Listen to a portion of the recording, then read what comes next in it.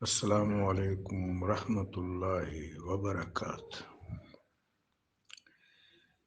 متکلمین صوفیاء اور عرفاء نے رقم فرمایا ہے کہ زمان و مکان میں اتصال ہے، ایک کنیکٹیویٹی ہے، ایک اعلیٰ درجے کا ربط ہے۔ زمان جس کا ایک جزو وقت بھی ہے، زمان کا محیط زیادہ ہے، وقت اس کا ایک پرتو ہے۔ وقت وسعت اختیار کرتے کرتے زمان میں داخل ہو جاتا ہے، زمان وسعت اختیار کرتے کرتے دہر میں داخل ہو جاتا ہے، دہر پھر اکنون سے جا کے متصل ہوتا ہے۔ وقت اور زمان عالم ناسوت میں کار فرما ہے، دہر عالم بالا اور عالم امر میں کار فرما ہے، غیر طبعی جہان میں۔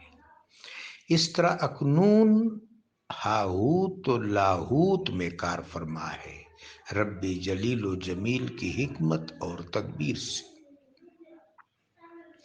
حکیم الامہ حضرت اقبال جب گول میز کانفرنس میں شرکت کرنے گئے تھے، واپسی پر برگسا کی ریکویسٹ پر، ان کی استدعا پر آپ برگسا سے ملنے چلے گئے جرمنی۔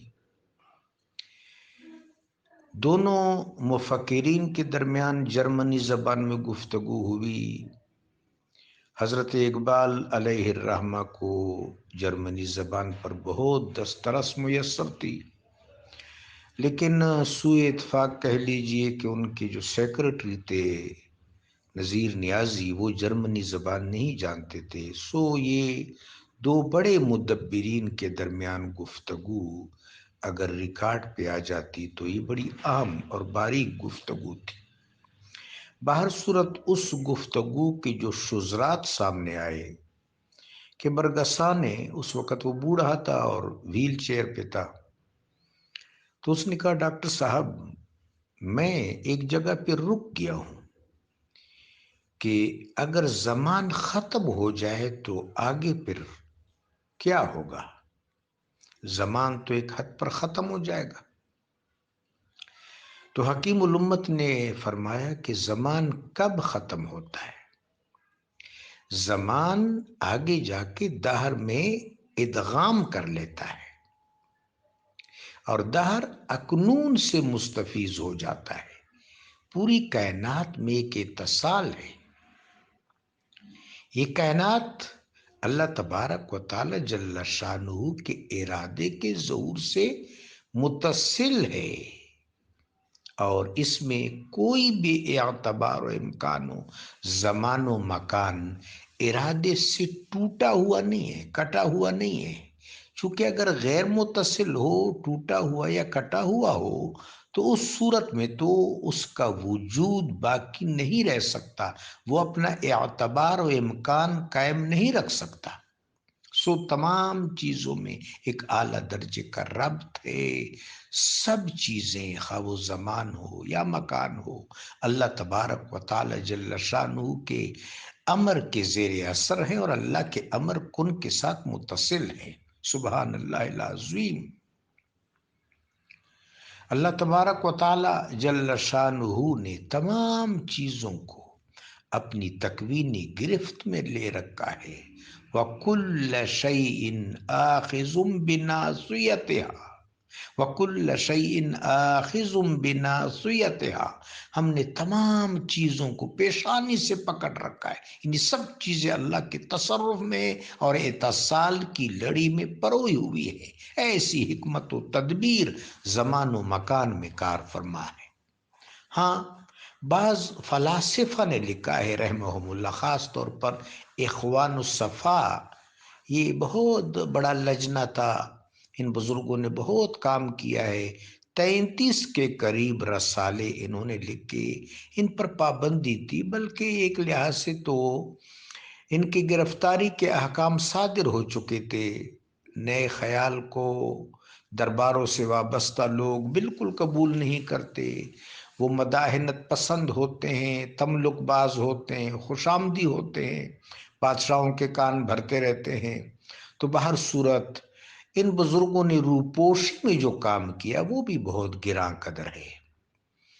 تو ان فلاسفہ نے کہا ہے کہ زمان کا محیط بڑا ہے، زمان کی گود میں مکان پل رہا ہے۔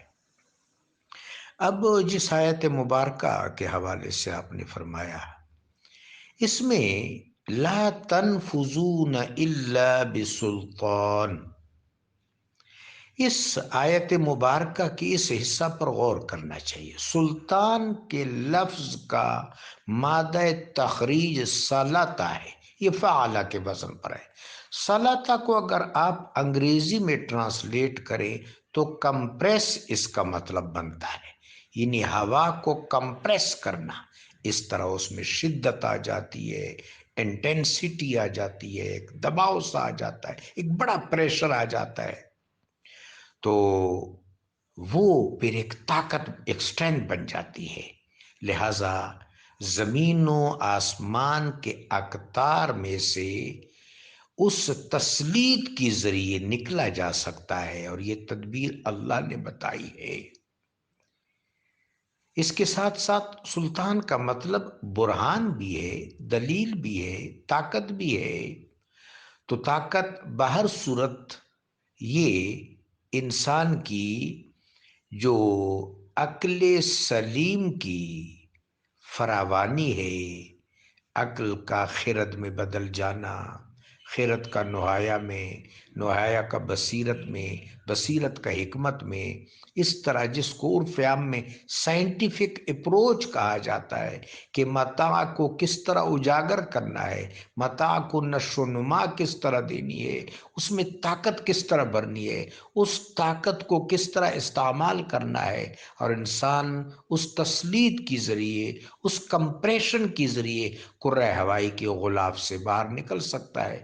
قرآن عظیم نے اس آیت مبارکہ میں یہ تدبیر بتائی ہے۔ اور قرآن عظیم میں جا بجا تسخیر کی بات ہے کہ ستارے تمہارے لیے مسخر ہیں، چاند سورج مسخر ہیں، جو کچھ آسمان میں ہے، زمین میں تمہارے لیے مسخر ہے۔ اور ایک سیدھی سی بات ہے، جس طرح کے صوفیاء اکرام اور عرفاء اعظام نے حضرت انسان کو مرتبہ جامعہ قرار دیا ہے۔ انسان کے وجود میں روح عالم بالا کا نمائندہ ہے اور جسم عالم سفلی کا نمائندہ ہے، دونوں کا آپس میں انطباق وجود انسانی کہلایا۔ یہ وجود انسانی کائنات کا زبدہ بھی ہے، کائنات کا ریپریزنٹیٹیو بھی ہے۔ اس وجود انسانی کے اندر جتنے عناصر اور جتنے جواہر ہیں، ان جواہر کے ذریعے، ان الطاف کے ذریعے تمام کائنات کے ساتھ، تمام اعتبار و امکان کے ساتھ، فیکون کے سارے عمل اور سارے تنوع اور تسلسل کے ساتھ انسان مانوس ہے، اور مانوس ہو کر، روشناس ہو کر ان چیزوں کو تسخیر کر سکتا ہے۔ لَتَرْكَبُنَّ طَبَقًا عَنْ طَبَقٍ، ایک طبق سے دوسرے طبق تک یہ نفوذ اختیار کرے گا۔ رب جلیل و جمیل نے بڑی صلاحیت بخشی ہے حضرت انسان کو، اگر یہ کریم رب سے جڑ جائے تو مادہ بھی اس کے لیے مسخر ہے، اور ماوا بھی اس کے لیے مسخر ہے۔ جزاکم اللہ العظیم۔